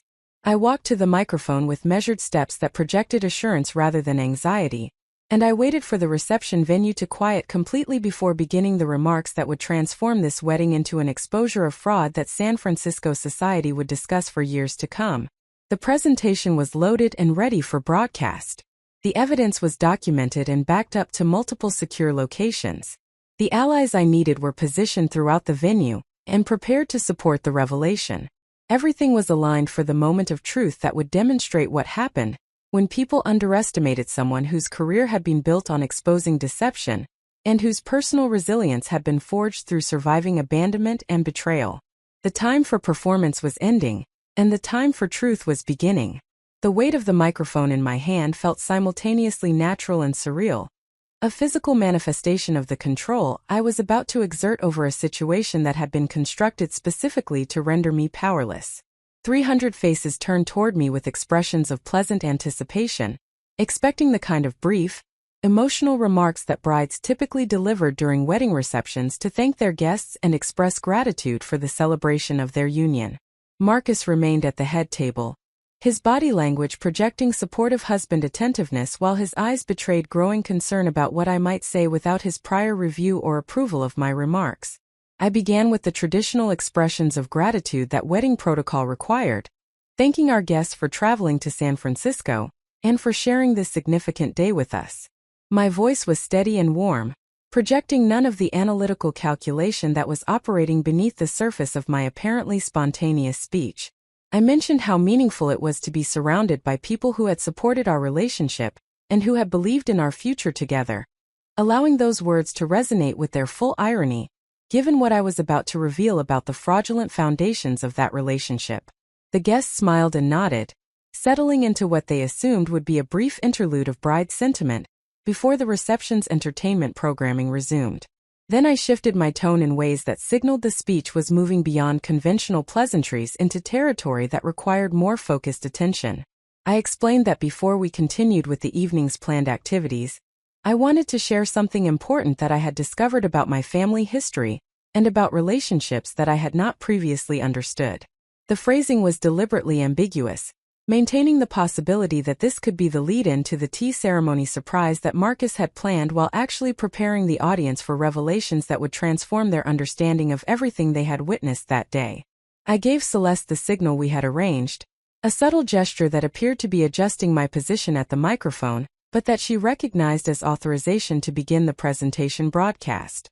The large screens positioned throughout the reception venue flickered to life, displaying the high-resolution image of the wire transfer receipt that had initiated my investigation 18 hours earlier. The $20 million transaction between Wellington Advisory Group and Lotus Holdings Limited appeared in crisp detail, with the notation about LC arrangement clearly visible to everyone in the room. The gasps and murmurs that rippled through the audience indicated that guests immediately recognized this was not typical wedding reception content, and their attention sharpened as they tried to understand what they were seeing and why the bride was presenting financial documents during what should have been a celebration. I allowed several seconds for the image to register fully before explaining in clear, professional language exactly what the document represented. I described the wire transfer as part of a sophisticated network of offshore financial structures designed to conceal the movement and beneficial ownership of funds that had been obtained through corporate embezzlement in the late 1990s. I explained that LC referenced Li Chan, my mother who I had believed was dead for 23 years, but who had actually been living in Shanghai under supervision by Chinese authorities as part of a cooperation agreement related to her financial crimes. My delivery was calm and factual, using the same tone I employed when providing expert testimony in federal courtrooms, and the professional presentation style prevented the revelation from being dismissed as emotional outburst or personal drama. The screens transitioned to the network diagram showing the 17 interconnected entities spanning 7 jurisdictions, and I walked the audience through the architecture of the offshore structure with the clarity that came from years of explaining complex financial schemes to lay audiences. I pointed out the registration dates that corresponded with significant events in my personal life, demonstrating that someone had been monitoring my activities and timing their corporate formations around my milestones. The visual representation of the systematic surveillance and planning that had surrounded me for years created visible discomfort among the guests, who were beginning to understand that they were witnessing not just a family dispute, but the exposure of calculated criminal conspiracy. Marcus had risen from his seat at the head table, his face cycling through shock, anger, and calculation as he tried to determine how to respond to this unexpected revelation. He moved toward the microphone as though intending to interrupt my presentation, but several guests near him instinctively blocked his path, their protective instincts activated by the recognition that the bride was exposing abuse rather than creating drama. The security personnel he had positioned throughout the venue remained motionless, apparently uncertain whether their role included physically removing the bride from her own wedding reception, and wisely calculating that such intervention would create legal liability that their employment did not justify. The presentation continued with documentation of Marcus's true identity as Marcus Chan, and his biological relationship to me through our shared mother. I explained the name change from Chen to Wellington that had occurred 5 years earlier, and the strategic timing that corresponded with his entry into wealth management, and his eventual cultivation of a relationship with me. The screens displayed the official records of the name change alongside photographs that James had located showing Marcus using his original surname in context that predated his identity modification. The evidence was incontrovertible and presented in formats that prevented dismissal as misunderstanding or misidentification. The reaction in the reception venue was electric and horrified as guests processed the implications of what I was revealing. Marcus had not simply deceived me about his background or his motivations for pursuing our relationship. He had entered into what amounted to an incestuous marriage, while concealing the biological relationship that made such a union both morally reprehensible and potentially legally void. The whispered conversations that erupted throughout the room reflected shock, disgust, and growing anger directed at the groom who had manipulated not just his bride but everyone present into participating in and celebrating a fraudulent ceremony. Helen Zhang was also on her feet, her legal training apparently prompting her to consider whether she could intervene to stop the presentation or limit its damage to her clients. But Celeste had positioned herself near the audiovisual controls with body language that communicated her willingness to defend my right to continue speaking, and the social dynamics of the situation made it impossible for Helen to interrupt without confirming her complicity in the conspiracy. The attorney's presence and her obvious coordination with Marcus served as additional evidence supporting my accusations, and her inability to effectively respond to the revelations demonstrated how thoroughly my preparation had neutralized the advantages that she and Marcus had believed they possessed. I continued the presentation by explaining the financial motivations behind Marcus's 3-year campaign to position himself in my life, detailing how his marriage to me would strengthen his inheritance claims on the offshore trust that controlled my mother's stolen assets. I described the tea ceremony that had been planned as a surprise for this reception, revealing the videographer hired to document my emotional response and the positioning of security personnel to manage potential disruptions. The screens displayed screenshots of coordination emails between Marcus and Celeste that showed the calculated nature of what had been framed as romantic gesture, and I explained how every element had been designed to serve legal purposes related to future inheritance litigation, rather than genuine family reconciliation. The final section of my presentation addressed my mother's role in the conspiracy, explaining her cooperation agreement with Chinese authorities and her travel to San Francisco 3 days before the wedding. I revealed that she was likely present in the hotel at that very moment, waiting for her planned appearance during the tea ceremony that would never occur as Marcus had scripted it. The fact that my supposedly dead mother had been alive the entire time I was mourning her loss, and that she had been willing to participate in Marcus's scheme to manipulate me on my wedding day, created a level of betrayal that transcended the financial fraud and entered territory of profound psychological abuse. When the presentation concluded and the screens went dark, the silence in the reception venue was absolute and suffocating. 300 guests sat in stunned processing of what they had witnessed, their expectations of joyful celebration completely shattered by the documented evidence of fraud, manipulation, and abuse that I had systematically presented. Marcus remained standing near the head table, his earlier confidence completely evaporated and replaced by the trapped expression of someone who recognized that his carefully constructed plans had been demolished beyond any possibility of recovery or damage control. I returned to the microphone to deliver the final element of my revelation, the decision I had made about how to respond to what had been done to me. I explained that I would be seeking immediate annulment of the marriage based on fraud and material misrepresentation of identity, and that I would be providing all documentation to appropriate law enforcement authorities for their consideration of criminal charges related to identity fraud and conspiracy to commit fraud. I stated clearly that my mother would not be welcome to contact me or attempt reconciliation given her willing participation in Marcus's scheme, and that I considered both of them to have forfeited any right to relationship or communication through their actions. But most importantly, I explained to the assembled guests that I was sharing this information publicly rather than handling it privately because I believed that truth deserved witnesses, and that accountability required transparency. I acknowledged that this revelation had transformed their wedding celebration into something painful and uncomfortable, but I expressed my conviction that exposing abuse was more important than protecting appearances or maintaining social conventions that prioritized comfort over justice.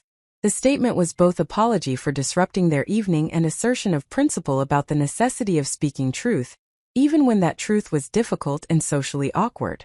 The guests' response to my final remarks was immediate and overwhelming, beginning with scattered applause that quickly built into sustained standing ovation from the majority of the room. People were rising from their seats not to honor a wedding, but to show support for someone who had demonstrated extraordinary courage in exposing fraud and abuse despite the personal cost and social awkwardness that such exposure inevitably created. The applause carried notes of anger directed at Marcus and validation directed at me, a collective expression of moral clarity about which party deserved condemnation and which deserved support.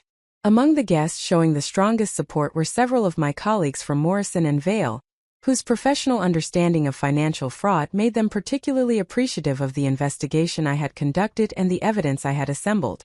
My managing partner approached the front of the venue and asked to speak, taking the microphone to deliver impromptu remarks about the firm's pride in my investigative skills and our commitment to supporting employees who demonstrated integrity under the most challenging personal circumstances. His public endorsement carried significant weight in San Francisco's professional community, and served notice that my career would not suffer from the scandal I had exposed, but would likely be enhanced by the demonstration of my capabilities under pressure. Up next, you've got 2 more standout stories right on your screen. If this one hit the mark, you won't want to pass these up. Just click and check them out. And don't forget to subscribe and turn on the notification bell so you don't miss any upload from us.